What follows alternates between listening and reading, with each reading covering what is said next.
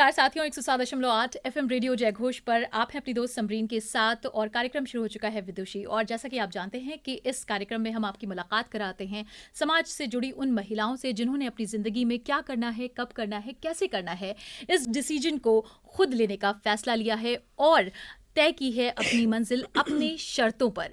तो आज इसी सिलसिले को आगे बढ़ाते हुए हमारे साथ जुड़ी हैं एक ऐसी ही महिला जिन्होंने लखनऊ से लेकर मुंबई तक में अपना नाम कमाया है, शोहरत कमाई है और आज वो हमारे साथ स्टूडियो में इस वक्त मौजूद हैं। हमारे गेस्ट हैं फरहाना फातिमा जी। फरहाना जी, बहुत बहुत स्वागत है आपका। Thank you. फरहाना, अगर बात की जाए तो अमूमन ऐसा होता है कि जब ज़िंदगी में हमें तलाश करना होता है कि हमें क्या करना है, यानी अपनी खोज, बहुत से लोग ज़िंदगी भर उस जॉब को करते रहते हैं जिसमें उनका इंटरेस्ट नहीं होता है और ज़िंदगी ख़त्म हो जाती है। बहुत कम लोग ऐसे होते हैं जो ये जान पाते हैं कि हम किस चीज़ के लिए बने हैं। तो आपने ये कब रियलाइज़ किया कि आपको अभिनय के क्षेत्र में जाना है? देखिए, ये तो नहीं रियलाइज़ किया था कि मुझे अभिनय के क्षेत्र में जाना होगा आगे। लेकिन ये ज़रूर था कि हाँ, मुझे बचपन से ही डांस का बहुत शौक था। डांस, म्यूज़िक, आर्ट, इन सब में बहुत इंटरेस्ट था और कहीं ना कहीं शायद ये इंटरेस्ट ही था जिसकी वजह से जब मेरे फादर पुलिस डिपार्टमेंट में रहे हैं, ही वॉज एन ऑफिसर, तो जब हम लोग आए लखनऊ तो ये डिसाइड हुआ कि मैं कुछ म्यूज़िक से रिलेटेड सीखना चाहती हूँ। तो उन्होंने कहा कि ठीक है, यहाँ एक इंस्टीट्यूशन है भातखंडे, तो भातखंडे में मेरा एडमिशन करा दिया गया। और तब तक मेरे माइंड में भी ये चीज़ थी कि मैं इस चीज़ को एक शौकिया तौर पे सीख रही हूँ। तो जब मैं कथक सीख रही थी तो ये सिर्फ एक शौक था और पता नहीं कब ये चीज़ एकदम बदलती चली गई अंदर कि मुझे धीरे धीरे वो शौक एक जुनून की तरह हो गया, वो एक पैशन बन गया। और वहीं से मुझे ये समझ में आने लगा कि मुझे लगता है शायद ये वही चीज़ है जिसे मैं करना चाहती हूँ। तो मैं वो करती थी और उसी के ज़रिए मुझे एक दो अच्छे मौके मिले, कुछ लोगों के साथ थिएटर और अच्छा काम करने का मौका मिला, जिसमें मुझे ये समझ में आया कि ये फील्ड इतनी छोटी नहीं है, ये बहुत बड़ी फील्ड है और हम अपने आप को एज एन एक्टर भी एक्सप्लोर कर सकते हैं। और लकीली मुझे ऐसा मौका मिला कि कुछ अच्छे शोज़ मिले, कुछ अच्छे प्लेटफॉर्म्स मिले जिन पे काम करने का मौका मिला और बस वहीं से ये डिसीजन हो गया कि अब मुझे एज एन एक्टर भी करना है काम। ओके, अभिनय में आपके कुछ खास गुरु रहे जिनसे आपने शिक्षा ली या फिर बस दौर चलता रहा और आप सीखती गईं? हाँ, देखिए, मेरा जो बेस था वो क्योंकि क्लासिकल डांस था, कथक था, तो कथक में तो मेरे गुरुजी थे यहीं संगीत नाटक एकेडमी में ही क्लास करती थी मैं, जहाँ पे मेरे गुरुजी सुरेंद्र सैकिया जी से मैंने बहुत सीखा। भातखंडे में मेरी गुरु रही हैं वीना सिंह। तो मेरा जो बेस था वो थिएटर के लिए एकदम उस तरह का नहीं था कि मुझे कोई मेंटोर मिला हो उसमें। हाँ, लेकिन मेरी जब फर्स्ट जॉब लगी मेरी, मैं मुंबई में दिल्ली मैंने मूव किया और मेरी जॉब लगी थी इन्फॉर्मेशन ब्रॉडकास्टिंग में, जहाँ पर एक डिपार्टमेंट है सॉन्ग एंड ड्रामा डिवीजन। सो मेरा जब वहाँ सिलेक्शन हुआ एज अ क्लासिकल डांसर, तो मैं वहाँ गई और मेरे जो बॉस थे, मेरे जो इमीडिएट बॉस थे, वो थे श्री प्रेम मटियानी जी, जो कि खुद NSD पास आउट थे और वो FTII पुणे के भी डायरेक्टर रहे थे। तो मुझे वो पहले ऐसे मेंटोर मिले जिनसे मुझे थिएटर के बारे में सीखने को बहुत कुछ मिला। और वहाँ से मुझे ये समझ में आया कि मैं एज एन एक्टर भी कर सकती हूँ काम, और शायद मेरे अंदर हो सकता है कुछ ऐसा है कि अब मैं ये करना चाहती हूँ और मैं इसमें कर पाऊंगी। तो बस उनसे मैंने बहुत सीखा, बहुत सारे प्ले किए उनके साथ में, बहुत सारे लाइट एंड साउंड प्रोडक्शंस किए और कुछ अच्छे शोज़ करने का मौका मिला, कुछ अच्छे म्यूजिकल्स किए उनके साथ, जिससे मैंने ये सब सीखा। कितना मुश्किल है, जैसे आप हर फील्ड ही महिलाओं के लिए थोड़ा सा मुश्किल हो जाता है कंपैरेटिव मेल्स के अपने आप को साबित करना। बहुत सारी विषम परिस्थितियों का सामना हम लोग करते हैं जी। अगर हम हिंदी सिनेमा की बात करें तो वहाँ के गॉसिप्स का जो कल्चर है ना, न्यूज़पेपर से लेकर अब तो सोशल मीडिया का दौर है, आप देख सकते हैं किस किस तरह की बातें और किस किस तरह के गॉसिप्स चलते रहते हैं। वहाँ पर सर्वाइवल और वहाँ पर अपने आप को, अपनी साख को बचा कर रखना कितना मुश्किल होता है? देखिए, मुश्किल तो है ही हर चीज़, क्योंकि बहुत कंपटीशन का दौर है और अपने आप को स्टेबल रखना इस सिचुएशन में बहुत टफ है। तो बस ये है, मुझे लगता है अपना कंसंट्रेशन बनाए रखना चाहिए और आप किसी भी बात से अपने आप को बिल्कुल भी डिस्ट्रैक्ट मत होने दीजिए, यही एक सबसे बढ़िया तरीका है। तो क्योंकि हर जगह हर चीज़ के एक प्रॉज और कॉन्स हर चीज़ के होते हैं, कुछ अच्छी चीज़ें होती हैं तो कुछ बुरी भी होंगी। और ऑब्वियसली हर कोई इतना फास्ट पेस में भाग रहा है, सब लोग सोचते सोचते हैं कि बहुत कम टाइम में बहुत ज़्यादा तरक्की करनी है, तो सबकी अपनी अपनी जर्नी है, सब अपनी कोशिशों में लगे, तो आप अपनी कोशिश क्यों भूल जाएंगे। तो मुझे लगता है बस ये है कि अपना कंसंट्रेशन, अपने इरादों में पक्के रहिए और अपनी मेहनत तो सबसे इम्पॉर्टेंट है, क्योंकि वही मेन फैक्टर है जो आपको आगे बढ़ाएगी। तो बस ये है, अपने कॉन्फिडेंस को मत गवाइए और मेहनत करते रहिए। फरहाना सोशल मीडिया को कैसे टैकल करती हैं? जैसे जिस तरह की बातें होती हैं या जिस तरह के कमेंट्स होते हैं वो हार्ट ब्रेकिंग, अगर अच्छे होते हैं तो उसमें हार्ट ब्रेकिंग भी होते हैं, उस सिचुएशन को आप कैसे टैकल करती हैं? टचवुड मेरे साथ अभी आज तक ऐसा नहीं हुआ है कि किसी ने मुझे हार्ट ब्रेकिंग कमेंट्स दिए हों। डेफिनेटली अप्रिसिएशन मिला है हमेशा, और मैं आगे भी यही उम्मीद करती हूँ कि मुझे मिले, हमेशा अप्रिसिएशन के लिए ही काम करूँ। लेकिन ठीक है, अगर कभी आपको ट्रोल भी किया जाता है, जैसे मुझे कई बार सिर्फ इस चीज़ के लिए ज़रूर मिला, जो कमेंट्स हुए कि बीइंग मुस्लिम, और आपने ऐसे प्रोफेशन को चुना, तो उस चीज़ पे कई बार सवाल हुए, लेकिन मुझे लगता है ये इतना बड़ा मुद्दा नहीं था। शायद वो जिन्होंने ऐसा कहा भी होगा उनकी खुद की समझ उतनी वाइड नहीं होगी, तो मैंने उस चीज़ का बुरा नहीं माना। मुझे लगा कि ठीक है, ये इनकी अपनी सोच है, क्योंकि उनका दायरा उतना है सोच का, तो उन्होंने उस तरीके से लिया होगा। वो उनके नज़र में शायद ऐसा होगा कि वो एक रिलीजन को उस तरह से ले रहे होंगे या जो भी है, बट हमें उन चीज़ों से बिल्कुल भी डिस्ट्रैक्ट नहीं होना है। तो मुझे ऐसा लगता है कि मैं जो कर रही हूँ वो कोई गलत काम नहीं है, और बिल्कुल एक इज्जत के साथ आप अपनी इज्जत की रोजी कमाने वाली बात है, मेहनत से कमाई हुई रोटी है। तो बिल्कुल मुझे लगता है कि मैं एक सही रास्ते पे हूँ और मुझे इससे भटकने की कोई ज़रूरत नहीं है। बिल्कुल। आपने फरहाना बालवीर में काम किया है, और भाई क्या चल रहा है जो एक कॉमेडी जनर का सीरियल रहा है, इसके अलावा आपने काम किया है आखिर बहू भी तो कभी बेटी। जी, आखिर बहू भी तो बेटी ही है, शो आता था सहारा वन पे कुछ साल पहले।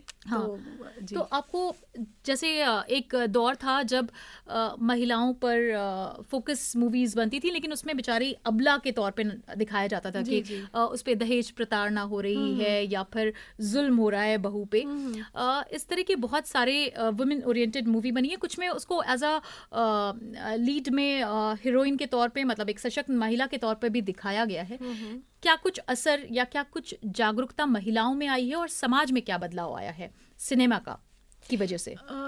देखिए, सिनेमा हो या सीरियल्स हो या फिल्म, जो भी ये जो प्लेटफॉर्म्स हैं आजकल, तो देखिए वेब सीरीज़ हैं इतने सारे, बट मैं वेब सीरीज़ की बात अभी नहीं करूँगी। लेकिन हाँ, फिल्म और सीरियल और ये सारी चीज़ें जितनी भी हैं, सोशल मीडिया, ये सब हमारे समाज का आईना होते हैं। जैसा कंटेंट देखने को मिलेगा, लोगों पे उसका बहुत बड़ा असर होता है, और किसी की भी सोच को बदलने के लिए एक फिल्म का जो कंटेंट होता है वो बहुत मायने रखता है, क्योंकि बहुत सारे लोग होते हैं जो बहुत इंस्पायर होते हैं कुछ चीज़ों को देखकर। तो डेफिनेटली ऐसा कंटेंट बने कि जब हम दिखाएंगे जैसी चीज़ वैसे ही लोग सीखेंगे। तो महिलाओं के लिए भी यही है कि अगर ऐसी फिल्में बने, और ऑब्वियसली ऐसा काम बहुत सारा हुआ है जिसमें आजकल के दौर में काफ़ी बदलाव आया है। अब वुमेन ओरिएंटेड इतनी सारी चीज़ें, उनको एम्पावरमेंट की चीज़ों में इतनी अवेयरनेस हो गई है।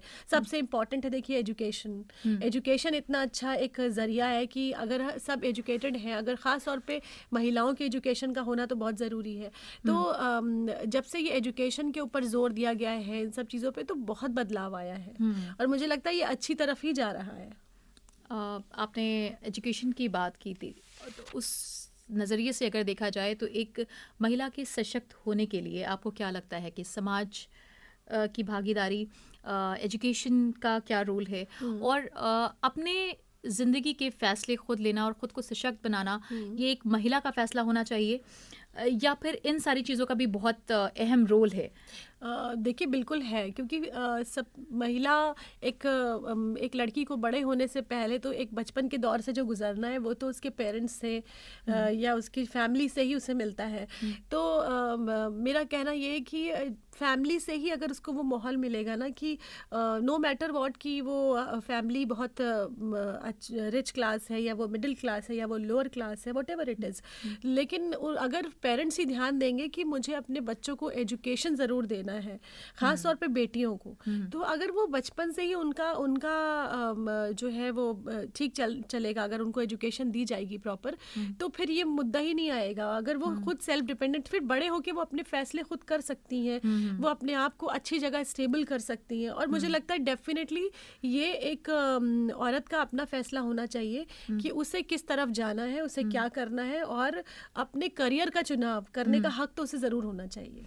आपकी इतनी लंबी जर्नी रही है रंगमंच से लेके सिनेमा तक, आपका कोई पसंदीदा किरदार? तो अभी तक नहीं आया है। अच्छा। ऑफ कोर्स मैं I am just waiting for that. लेकिन हाँ, डेफिनेटली मैंने कुछ किरदार किए जो मुझे अच्छा लगा परफॉर्म करके। जैसे पोस्टर बॉयज फिल्म मैंने की थी, उसमें एक कैरेक्टर था रेखा मैडम, और वो था जो कि जोश में आके पोस्टर छपवा देती और फिर सारे मुसीबतें खड़ी हो जाती हैं हेल्थ डिपार्टमेंट पे। तो आई वाज मैंने वो कैरेक्टर किया और मुझे मजा आया वो करके, क्योंकि जब आप अच्छे लोगों के साथ काम करते हैं तो उनसे सीखने का भी मौका मिलता है। That movie was directed by Shreyas Talpade ji. तो जब वो डायरेक्ट कर रहे थे, बहुत सारी चीजें वहाँ सीखी, और वो पर्टिकुलरली जो किरदार था वो बहुत डबल शेड वाला किरदार था कि वो एक तरफ उसका अफेयर भी है एक हेल्थ मिनिस्टर जो है उनसे, और तो वो वहाँ अलग तरीके से पेश आती है। वो एक लस्टी टाइप की औरत होती है, और एट द सेम टाइम वो अपने एम्प्लॉयज़ के साथ में एकदम रूड और हार्ड उस तरह की फीमेल है, जो कि वो अपने ऑर्डर पे काम करवाती है। उस तरह का किरदार था, तो अच्छा लगा मुझे वो। आपका लखनऊ से मुंबई का जो सफ़र रहा है, मुंबई की बात की जाए तो कहते हैं कि ये या तो अपनाता है या तो बहुत रुलाता है। एक स्ट्रगलिंग पीरियड मुंबई का के लिए मेंशन किया जाता है। आपका शुरुआती दौर कैसा रहा मुंबई में?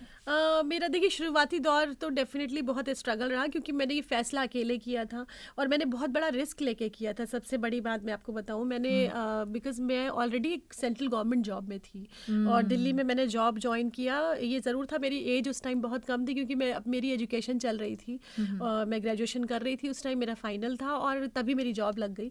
तो होता है कि उस टाइम पे मैं उतना अच्छी तरह से डिसीजन नहीं ले पा रही थी।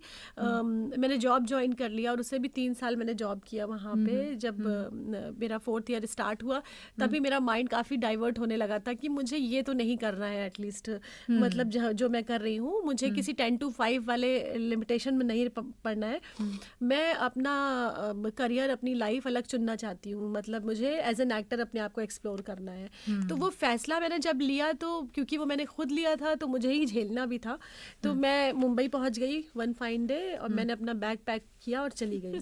और मुंबई जाके ये था कि ये सोचा था कि देखूंगी मैं कुछ दिन, अगर मुझे लगा कि सब कुछ मेरे हिसाब से सूटेबल नहीं है तो मैं वापस आ जाऊंगी और अपना जॉब ज्वाइन कर लूंगी। लेकिन वहाँ जाने के बाद मुझे by the grace of God मुझे वापस आने का मौका नहीं मिला और मैं गई। मुझे मेरा पहला शो मिला, रुके रुके से कदम एक शो आता था DD1 पे। अच्छा। जिसमें मैं लीड कर रही थी और उसमें सुधा चंद्रन जी मेरी माँ का किरदार कर रही थी, बेंजामिन गिलानी जी थे उसमें, बहुत अच्छे एक्टर्स के साथ काम करने का मौका मिला। तो वो जब शो किया मैंने ज्वाइन, उस शो को मैंने ऑलमोस्ट 1 या सवा साल किया था और बस उसके बाद मुझे लगा कि ये स्टे कर सकते हैं, इतना मुंबई इतना टफ नहीं है, हम कर सकते हैं। मेहनत तो हमें करनी ही पड़ेगी, उसका कोई तोड़ नहीं है और कोई शॉर्टकट नहीं है उसका। लेकिन ये ज़रूर था कि स्ट्रगल का दौर था डेफिनेटली। तो बहुत सारे मुझे गिनती भी याद नहीं होगी, शायद मैंने कितने ऑडिशंस आज तक दिए होंगे, वो हज़ारों में होंगे। और मैं कोई अपना मौका नहीं छोड़ती थी। मुझे ये लगता था कि जहाँ से भी मुझे एक भी कॉल आ जाएगा मैं डेफिनेटली वहाँ जाऊँगी, उसी टाइम जाऊँगी, क्योंकि अगर मैं नहीं गई तो मेरे बिहाफ पे जाने वाले वहाँ तो हज़ारों लोग हैं। तो अगर मैंने अपनी प्रेजेंस नहीं लगाई तो हो सकता है वो मौका मुझे ही मिलने वाला था, लेकिन वो किसी और को मिल जाएगा। तो मैंने अपनी ये वाली मेहनत कभी पीछे नहीं की है और मैं हमेशा हर जगह पे अटेंटिव थी और मैंने डे 1 से ये ठान रखा था कि आई हूँ तो करना तो है मुझे ही। और बस वो रास्ते निकलते गए और काम भी होता गया, बस इसी। जो लोग आपको इस वक्त सुन रहे हैं फरहाना, उनके नज़रिए से मैं पूछना चाहूँगी कि आप तो माशाल्लाह खासा खूबसूरत हैं, लेकिन एवरेज लुक्स और के साथ इस फील्ड में आपका क्या स्कोप है? पता नहीं, ये थोड़ा सा ये पॉइंट ऐसा है ना कि देखिए इसमें कुछ चीज़ें लक फैक्टर भी होता है और कुछ चीज़ें आपकी मेहनत पे भी डिपेंड करती हैं। तो लड़कियों के लिए तो ये एक चैलेंज है डेफिनेटली, क्योंकि फीमेल्स के लिए लोग एक्सपेक्ट करते हैं कि वो सबसे पहले गुड लुकिंग ग्लैमरस, हो, हाँ। ग्लैमरस हो और ये सब चीज़ें हो और वो एक बॉडी, एक उस तरह का बॉडी टाइप हो उनका, ये हो। लेकिन मुझे लगता है अब जो दौर आ रहा है ना, ये इन चीज़ों को मैटर नहीं करता। प्रतिभा काफी है। हाँ, अब मुझे लगता है टैलेंट आपका बहुत आगे है और आज आप देखिए ऐसे लोग हैं, मैं एग्जाम्पल दे सकती हूँ उनका, सुनीता राजवर जी हैं, जैसे उनकी वो थोड़ी हाइट उनकी कम है या जो भी है, लेकिन वो इतना बेहतरीन काम कर रही हैं इस टाइम पे कि मैं क्या बताऊँ आपको। मैं बहुत सारे लोग ऐसे हैं जिनको मैं देखकर उन्हें इंस्पायर होती हूँ कि और मुझे लगता है कि अगर आपके पास में टैलेंट है तो आपको इन चीज़ों का मोहताज होने की कोई ज़रूरत नहीं कि आप कितने खूबसूरत हैं, क्या है। वो अगर है तो वो आपका एक प्लस पॉइंट है और एक एडवांटेज है। लेकिन ऐसा नहीं है कि अगर आप ऐसे नहीं है तो आप काम नहीं कर सकते। बहुत कुछ है करने के लिए आपके पास। और देखिए आप हमारे मेल एक्टर्स में कितने बड़े बड़े एग्जाम्पल हैं। इरफान साहब हैं अपने, नवाजुद्दीन साहब हैं, जिन्होंने अपने आप को कोई एक हीरो टाइप्स उनकी कोई इमेज नहीं थी, लेकिन उन्होंने आज अपने आप को कहाँ स्टैंड किया है, आप इमेजिन नहीं कर सकते। हाँ, बेशक। तो हमारे जो लिसनर्स इस वक्त सुन रहे हैं, आपकी प्रतिभा, आपका टैलेंट, आपकी मेहनत और मशक्क़त, अगर आप में ये सारे गुण हैं तो आपको कामयाबी से कोई नहीं रोक सकता। फरहाना, आप आई, हमारे साथ बातचीत की, अपना कीमती वक्त हमको दिया, इसके लिए बहुत बहुत शुक्रिया। Thank you very much.